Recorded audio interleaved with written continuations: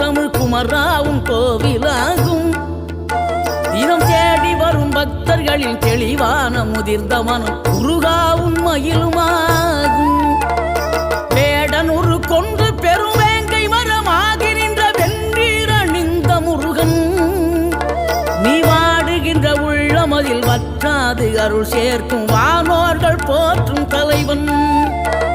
நீரெடுத்த மேனியுடன் ஆறிடத்தில் பேரெடுத்து நினைவெல்லாம் இனிக்கின்றவன், நீ ஓரெழுத்து ஆயுதமாய் ஒளிகின்ற வேலெடுத்து உறுதுணையாய் வருகின்றவன், எனக்கு உறுதுணையாய் வருகின்ற